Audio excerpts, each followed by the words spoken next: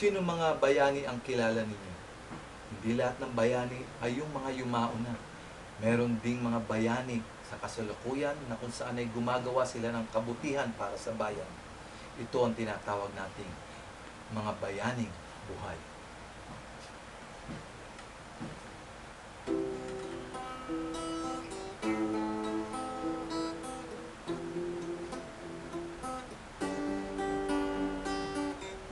Ano ba ang kahulugan ng isang bayan?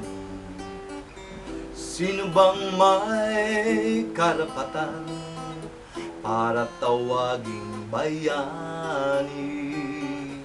Sila bang nag-alay ng buhay para sa ating kalayaan? O yaong nakikibaka hanggang sa kasalukuyan? Ano ang diwa ng kabayanihan?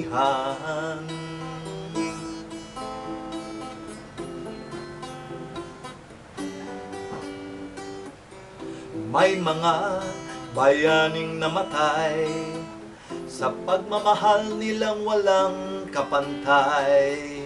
Sina Lapu-Lapu, Gomburza, Rizal, Mabini silang Bonifacio del Pilar, Ninoy at Cory Aquino, Magsaysay, Quezon, sundalong veterano. Mga dakilang bayaning may gininto ang puso. Ang isang bayani ay hindi basta isinisilang. Ito'y kusang loob na umuusbong sa ating katauhan.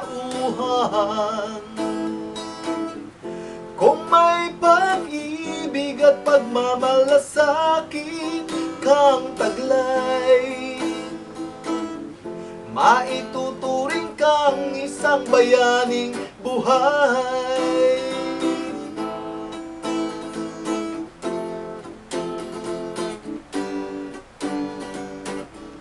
Muslim ka man o Kristiyano, kingdom citizens, born again, pagano, guro, sundalo, artista, politiko, estudyante, pulis, atleta at OFW.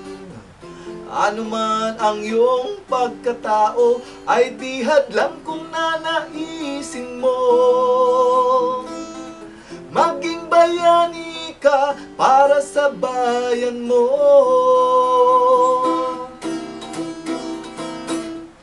Ang isang bayani ay hindi basta isinisilang. Ito'y kusang loob na umuusbong sa ating katauhan. Kung may pag-ibig at pagmamalasakit kang taglay, maituturing kang isang bayaning buhay. Ang isang bayani ay hindi basta isinisilang. Ito'y kusang loob na umuusbong sa ating katauhan. Kung may pag-ibig at pagmamalasakit kang taglay, maituturing kang isang bayaning buhay. Maituturing kang isang bayaning buhay. Ikaw at ako, lahat tayo ang bayaning